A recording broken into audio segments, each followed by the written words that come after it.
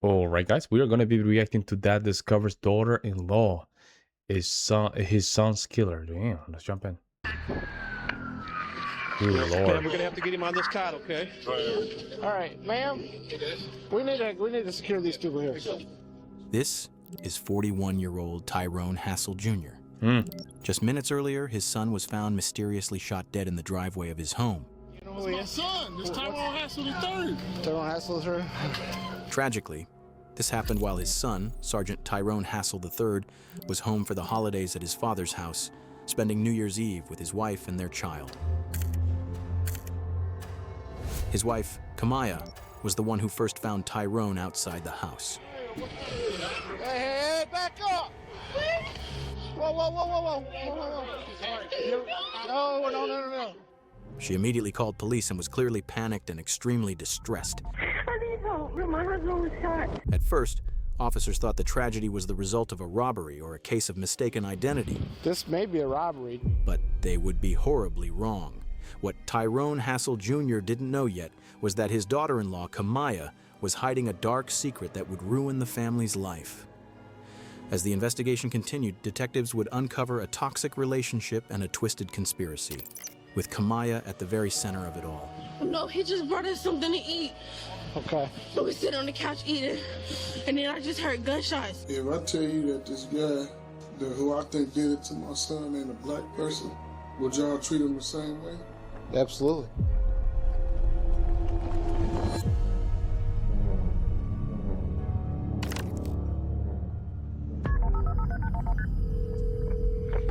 What's the address of the emergency?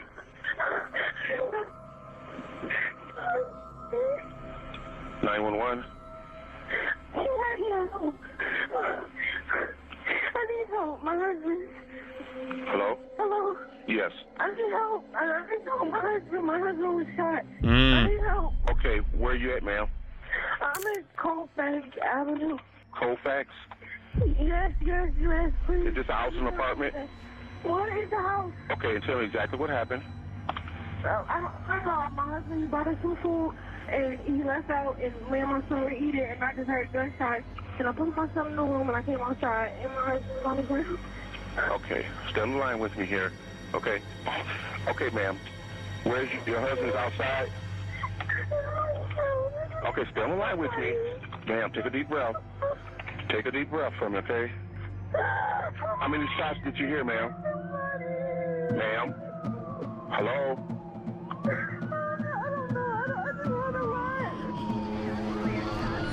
Isn't that crazy, man? That basically the daughter probably deleted the guy, and she's acting. Man, people are psycho, bro. Real psychos, man.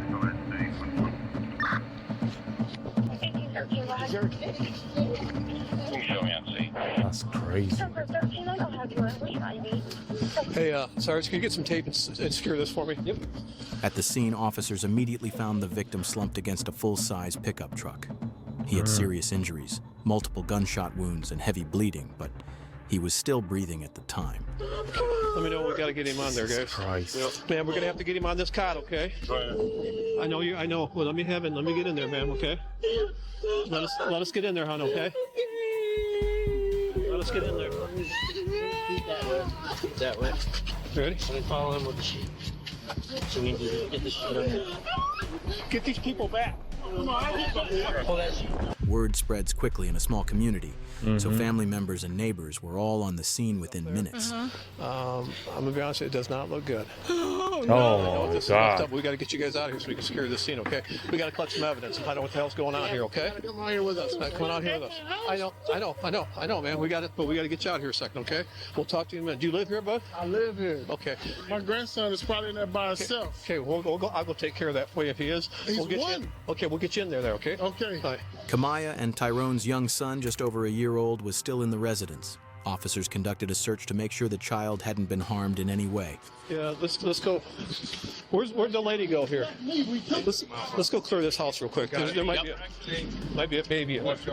Yeah, they're shell casings, guys. Just be careful. Okay, buddy.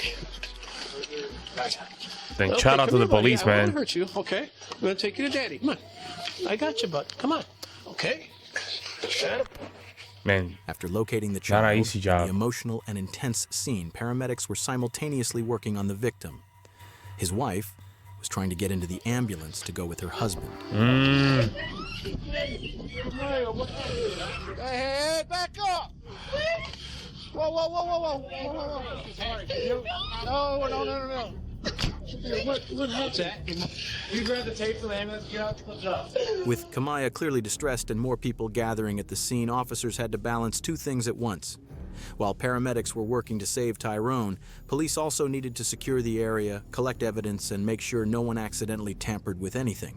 As one officer tried to calm Kamaya down, he also began asking her some questions, since she was the one who had first found Tyrone and called the police. Do you have any idea what happened here? No, he just brought us something to eat. Okay. So we sit on the couch eating, and then I just heard gunshots. And I ran to put my son in the room, and I came outside, and he was laying on the cart. Okay, how many gunshots did you hear? I don't know, I just heard a lot. Okay. All right, so as far as you know, he went to get some food. No, the food was here. He brought us the food From where? from our cousin's house. Okay. They have food at the house. When it was out, the food was outside? Like he stepped outside to get the food? No, the food was in the house. He was leaving. Okay. Me and my son were sitting on the couch eating. Tyrone returned to the house just after 11 p.m. After going inside and bringing food to his family, he stepped back outside. That's when his wife heard gunshots coming from the side of the house near the driveway. She ran outside and found her husband lying next to his pickup truck in the driveway, badly injured and suffering from multiple gunshot wounds. Who's this guy that's shot in the head? My husband. In the head? Yes. Okay. What's his name? Tyrone Hassel. Just heard. The story of how Tyrone met his wife goes back about 5 years before this tragedy. Tyrone was starting his second year of college when he decided to join the Army. In 2015, he met Kamaya while they were both serving in the military and stationed at Fort Carson. Their relationship moved fast and quickly became serious. Things became even more serious when Kamaya found out she was pregnant. At the time of Sergeant Hassel's murder, Kamaya, who was 22 years old, and Sergeant Hassel were on block leave from Fort Stewart. Kamaya was working as a truck driver, and Sergeant Hassel was serving as a wheel mechanic. At that point, police didn't allow Tyrone Hassel Jr. or Kamaya to leave the scene. They were dealing with a lot of unanswered questions and a killer still on the loose who needed to be found as quickly as possible. Was he beefing with somebody here? I mean, do you have any idea how this happened? I'm not sure. I mean, this is serious, okay? I don't know what his condition is, but it does not look good, okay? So, if you know something, I don't think he was beefing with anybody. now's the time. You know what I'm saying? I don't think he was beefing with anybody. He was just at his friend's house. He was at the family's house, and then he came here. Told me a long time ago, Daddy, if I go to jail, somebody frame me. My son walked a straight line his entire life. After speaking with people close to him, police learned that Tyrone didn't have any known enemies, nothing that would explain something like this. They then began carefully processing the scene. There was blood on the truck and blood across the driveway. Multiple shell casings were also found, scattered around where Tyrone had fallen. There's one, two, three. And then number 4 is right there. The first thing police suspected was that this may have been a robbery gone wrong. But Sergeant Hassel still had his money, his phone, and his car keys on him, so that possibility was quickly ruled out. You see that bullet hole in the garage? Simply due to the fact that all these casings are here, and there's a hole right there, which is obviously... That looks like somebody that was probably helping drag him out. Right. So, Ron, what I'm thinking is, I mean, there's brain matter there, so he was shot point blank range. Oh, yeah. So somebody had to be laying in wait for his ass. Yeah. Because he was shot right here. Casings. And he might have been coming out getting the truck. And No, he was. He was coming out to leave again. somebody. And his keys are right there. And the fact that the bullet hole's there means that the shooter was over on Right. the side and in the casings. Right. We got a bullet right there. By looking at how the shooting happened, the shots hitting Tyrone in the head, face, neck, and shoulders, it was clear this was a personal attack, not a random act of violence. Detectives also noticed that some rounds went into the garage, which showed that the shooter was positioned behind him while Tyrone was standing at the doorway of his truck. One of the first leads detectives got was that Tyrone had gone to Walmart the night of the murder to buy ammunition. The rounds he bought were 9mm, the same type used in his shooting. This raised an important question. Why was he buying ammo, and was it for self-defense? Without wasting any time, the detectives went to Walmart to collect all the security footage from that night. That is a good point.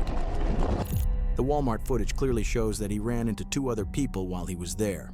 Maybe there was some sort of feud with these customers, but it's not something the police couldn't track.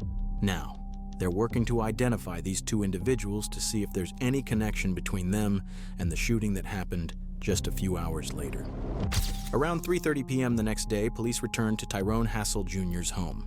They showed him screenshots taken from the Walmart surveillance video, hoping he might recognize the 2 people Tyrone had interacted with. Last night, when he went to Walmart, he was with a few guys, and there's a little bit of confusion. That's him there, right? You can't really tell who those guys are here. This guy here, you know them too? I don't. No? This one kind of looks familiar, but I can't even make it out. Yeah. Those photos are printed on paper and they're blurry. That's yeah, they're very blurry. Car those 2 were driving. They was in a different car? In that car, yeah. They drove separate from him, but they checked out and hung out with him in the store. And here's Take a picture of it? Yeah. Oh, fresh, man. I know how it is dealing with a murder case. Yeah, and this is one of them. It's really a true whodunit. You know, I mean, Tyrone doesn't know. I mean, he doesn't have any beef, so we gotta know who's upset with him. Then look at these eyes, bro. We don't have that. Look at those eyes, man. Before he left, poor guy, man. Do you remember him having any beef with anybody? No arguments, nothing. Somebody hold a grudge for a long time. That was even before he went to school, man. He went to school. Yeah. And the person didn't. He probably took off that way, but he didn't come from that way. Yeah. He came from this way. Mm. There's a bullet hole in my garage and my fence. Yeah. So at some point they were definitely shooting that way. All the shells was in the same spot. Yeah. So I seen it. I mean, I couldn't come past the tape, but I was looking. He looked like a smart guy. This was the father.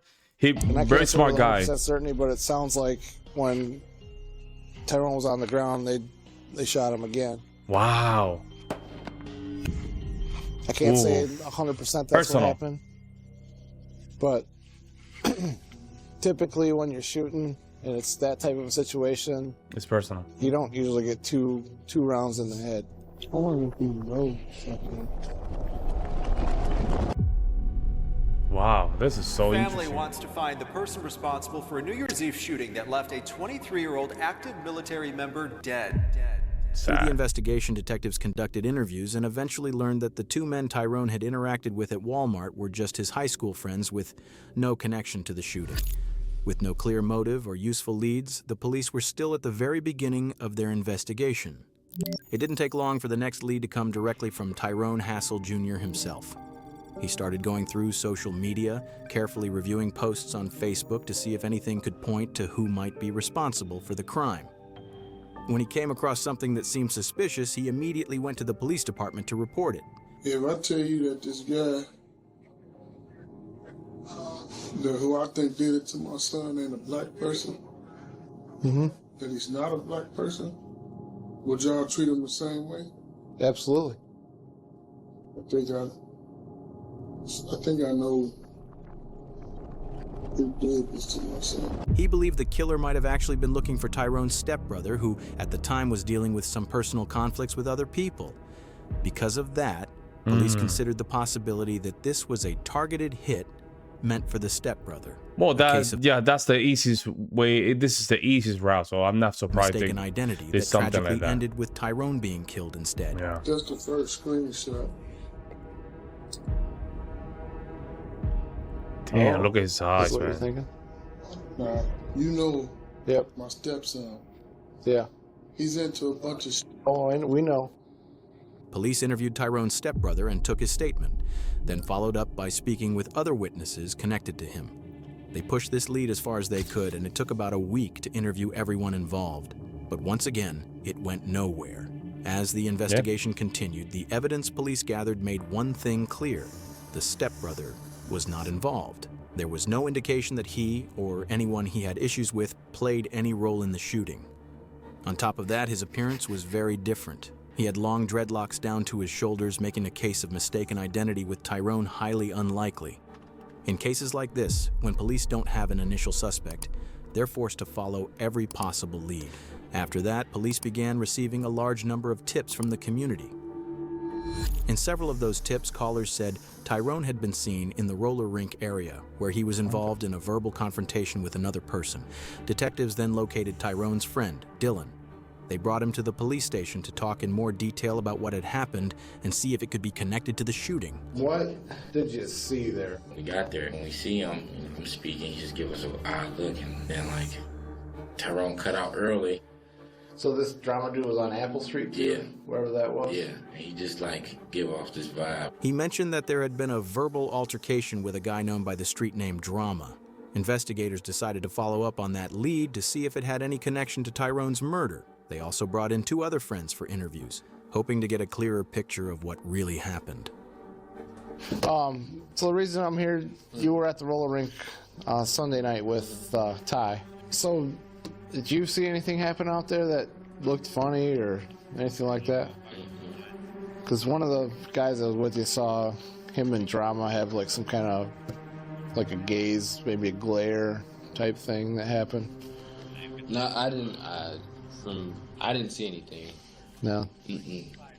Majority of the time he was there, he was just skating. Did you see where Drama was at all? Did you know who I'm talking about? I didn't see it. I know him by the name of Drama, but I didn't see him. Okay. This is just one of the many leads. We've got a couple different names getting thrown out there, and Drama was one of them. Hope this thing comes to a head and they find out what's going on, because it's weird because you don't have random gunshot type stuff happening. No. On Colfax. Oh no. Dead end after dead end. The process of chasing leads that go nowhere can be exhausting for investigators. But what detectives still didn't know was that one of those tips would eventually become the key to solving the case. The person responsible had been right there the whole time, standing close to the family and the police, appearing to grieve along with everyone else. A revelation that would soon shock the entire community. Through the investigation, a resident came forward and reported something unusual. On the night of the murder, they noticed a vehicle backed into a driveway at a residence. That detail ended up giving detectives one of their first major clues. Hey, Walt, how are you? Ornery as ever. Ornery as ever? Yeah. Hi. We had, not bad. We've had better days in St. Joe Township. Yes. We've had a shooting over there, and Frank said you saw a vehicle parked over here? He parked right in Brown's driveway, backed in. Okay. The reason I know all this, I was in my bedroom watching TV and I had the shades open. I could see everything that goes on. Wow. He got out of it. Well, first of all, About what time was this? 9:30, 10. Okay. Somewhere around there, right?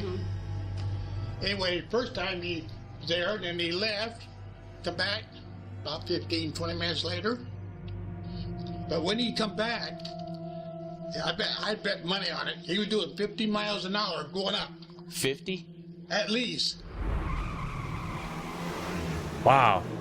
And he turned around up there, come back, turned his lights off, backed into the driveway, waited there for a while. He knew I was watching, I think. But anyway, wow. He stepped out of his car, got back in.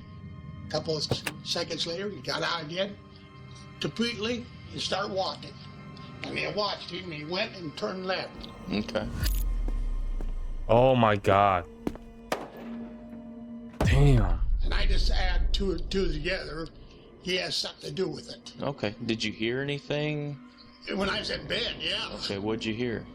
Gunshots. Okay. Then after that, did you see anything? No, I was in, like I say, I was in bed. And I heard, it woke me up. Okay, so The vehicle was described as a black four-door car that had backed into the driveway of a vacant house that was listed for sale.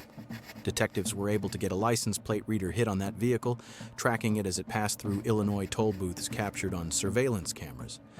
That plate came back to someone in the U.S. military, serving in the same battalion as Sergeant Tyrone Hassel III.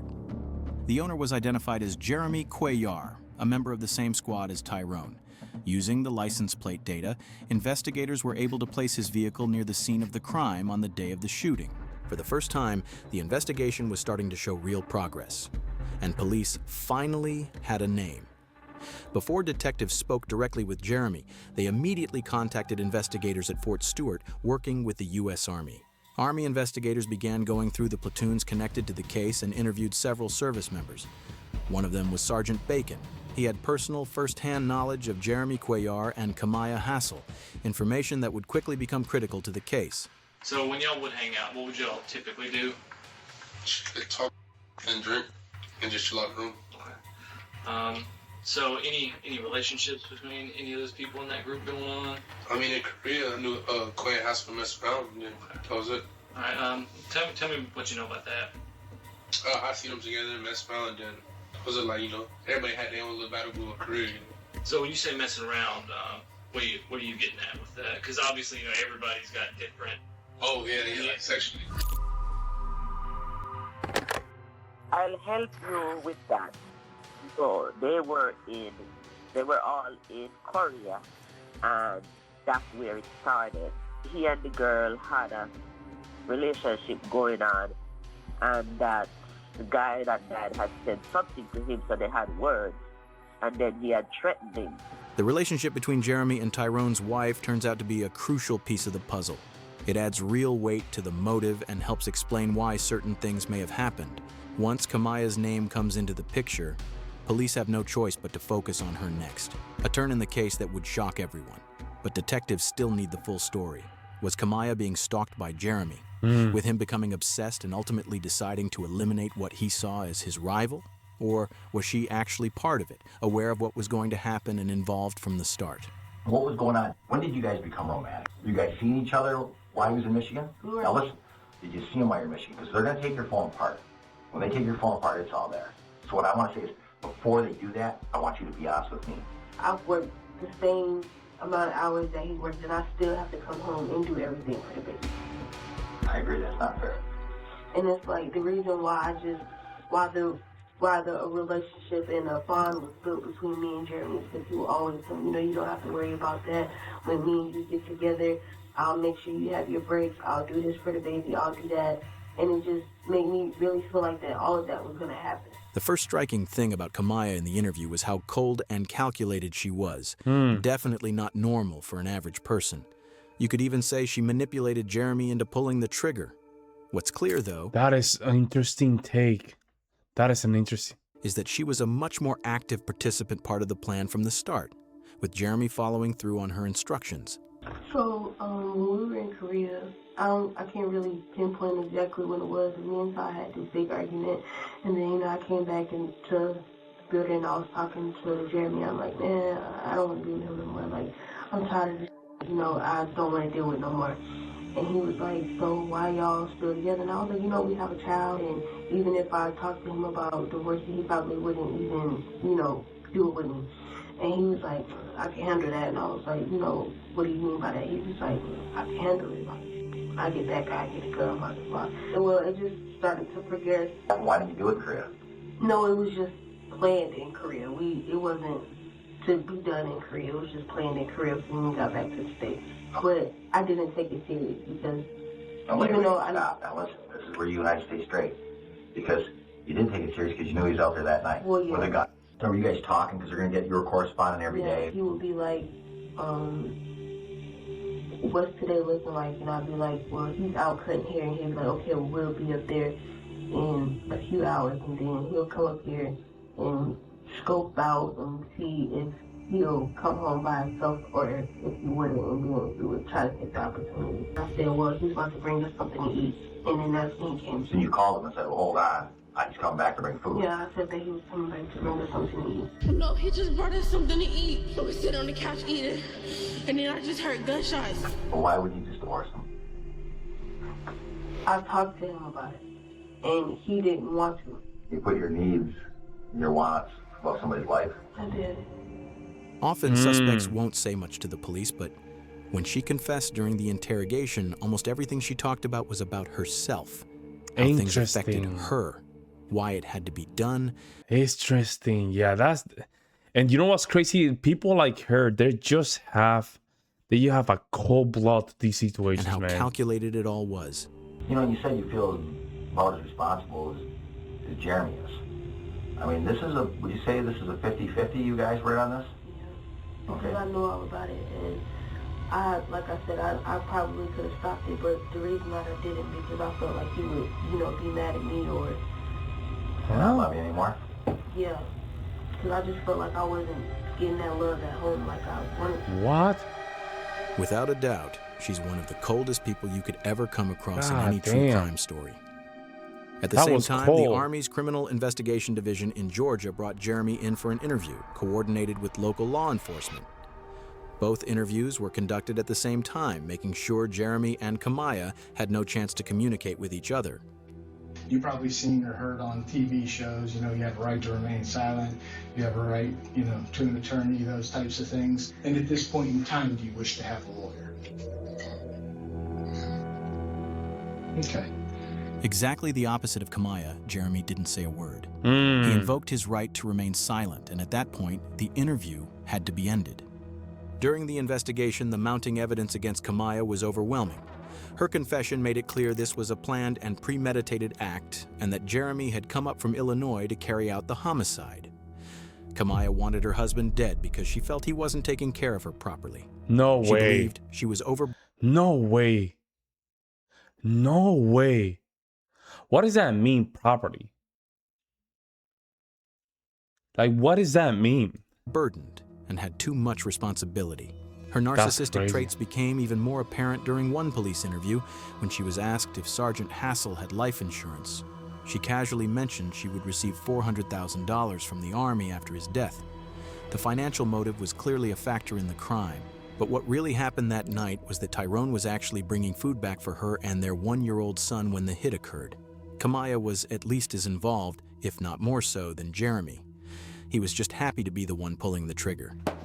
In the end, Kamaya was arrested for first-degree premeditated murder. On August 29, 2019, about 8 months after Tyrone's killing, she was sentenced to life in prison without the possibility of parole. She will never see freedom again. Jeremy also pleaded guilty to second-degree murder on July 30th, 2019, oh my God, and was sentenced to 65 years in prison. With his earliest eligibility for there's a conspiracy in this as well. Parole at age 90, it's extremely unlikely he will ever get out. He later tried to withdraw his plea, but the Michigan Supreme Court refused to hear his case in 2021. How you doing, sir? I'm all right.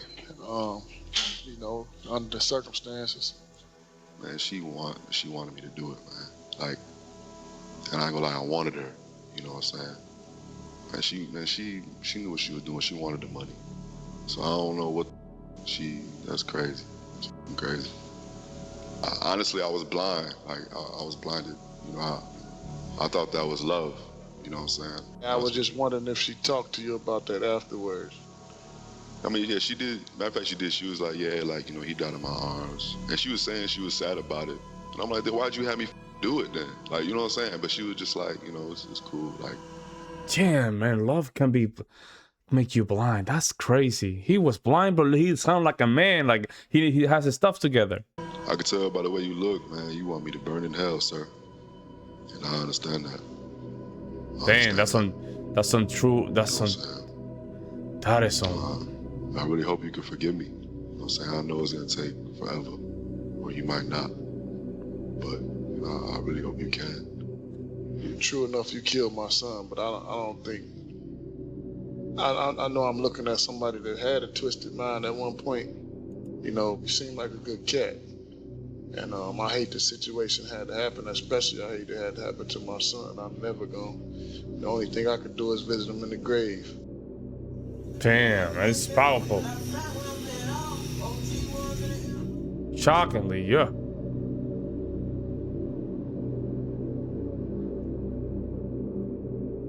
Wow. This is some weird stuff, man. Wow. Man, their father handled it pretty well. Wow. Let me know what you guys think, guys. We'll see you in the next one.